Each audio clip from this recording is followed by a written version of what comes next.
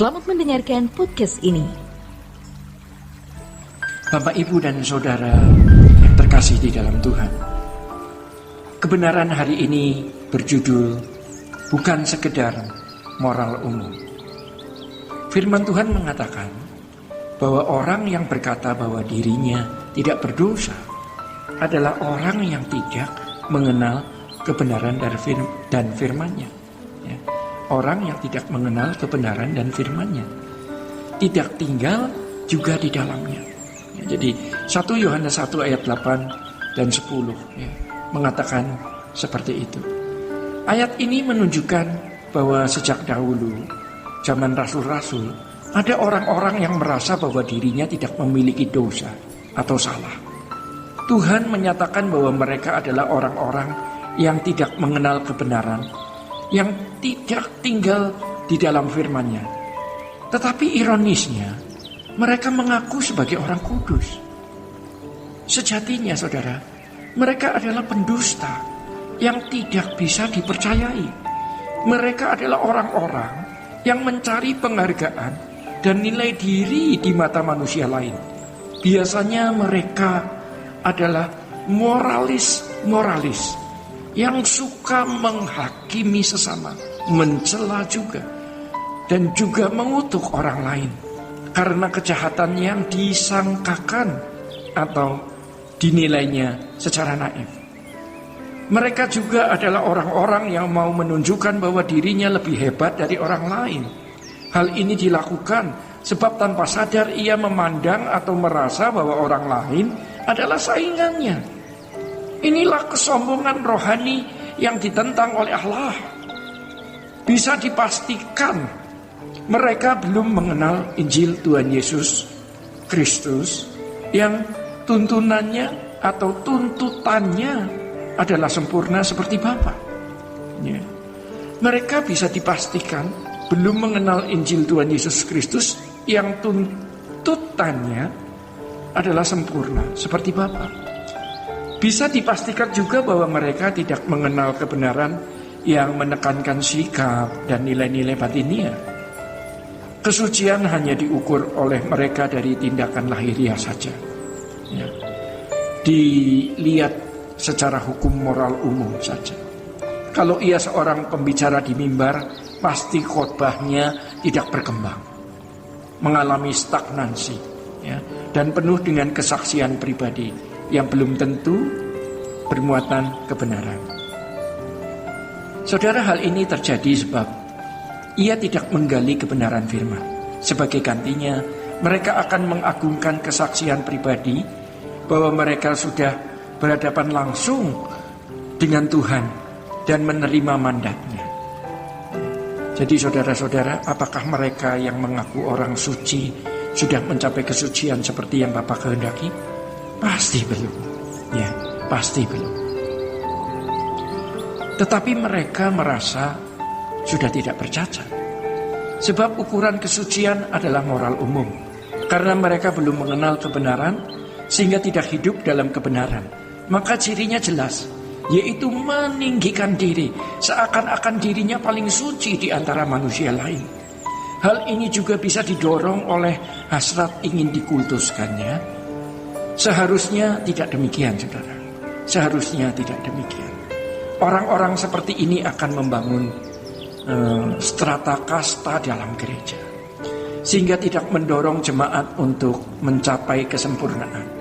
Kalaupun seseorang memiliki kesucian yang tinggi dan luar biasa, hal itu tidak perlu dikemukakan kepada orang lain. Biarlah hanya Tuhan yang tahu, yang akan memberikan upah kepada setiap orang sesuai dengan perbuatannya.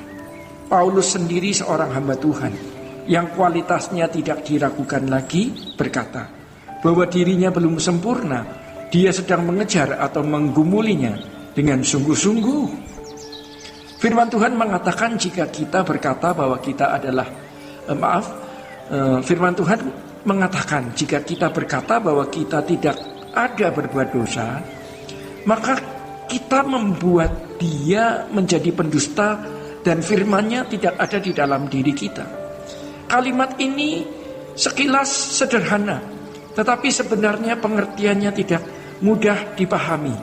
Mengapa kalau seseorang mengaku tidak berdosa, berarti membuat Tuhan menjadi pendusta? Apakah manusia membuat Tuhan menjadi pendusta? Maksud ayat ini adalah kalau orang percaya tidak menyadari dan tidak mengakui keberadaannya sebagai orang-orang yang tidak mencapai standar kesucian Tuhan, maka ia tidak akan pernah berjuang untuk mencapai standar kesucian Allah. Maka jika demikian, kehidupan orang percaya tidak berbeda dengan orang yang tidak percaya. Bahkan kenyataannya ada yang lebih jahat. Keadaan hidup orang percaya ini akan menimbulkan pertanyaan, untuk apa Tuhan Yesus datang ke dunia? Kalau kedatangan Tuhan Yesus membuat ajaran atau etika baru atau lebih baik dari sebelumnya, lebih baik dari Taurat, mengapa orang Kristen yang percaya kepadanya tidak berbeda dengan orang lain, bahkan lebih jahat? Bagaimana bisa memberitakan bahwa tidak ada keselamatan di luar Kristus? Dengan keadaan kehidupan orang percaya ini, maka membuat Tuhan menjadi pendusta, artinya memberikan stempel atau cap bahwa dia penipu. Sebagai akibatnya ya saudara, keselamatan dalam Tuhan Yesus Kristus menjadi tidak berharga. Ya, ini mengerikan. Itulah sebabnya Tuhan Yesus berkata bahwa orang percaya harus memiliki hidup keberagamaan atau kebenaran yang disebut dikaiosune, yang lebih dari tokoh-tokoh agama sekalipun.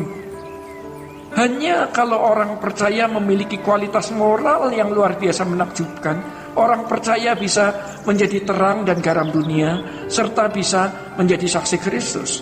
Untuk membuktikan Tuhan Yesus adalah juru selamat, Allah yang benar, maka dalam sikap hidup anak-anaknya atau kualitas hidup orang percaya bukan saja dilihat dan dinilai dari segi lahiriahnya. Sebab kalau hanya dilihat dari segi lahiriahnya, ya, orang tidak percaya pun banyak yang sukses dalam berbagai bidang. Mereka pun juga bisa menunjukkan keajaiban Allah yang mereka yakini sebagai Allah yang benar. Nah, kalau orang percaya tidak diarahkan untuk mengenali kebenaran guna menemukan standar kesucian Tuhan yang benar, ya, tidak diarahkan untuk menemukan standar kesucian Tuhan yang benar, maka fokus orang percaya akan diarahkan kepada hal lain. Dalam hal ini terjadi penyesatan, sehingga maksud keselamatan dalam Tuhan Yesus Kristus tidak dapat terwujud.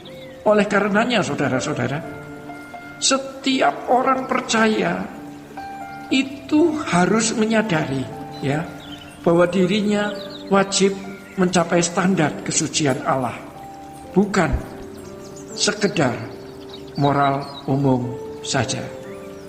Sola Gracia.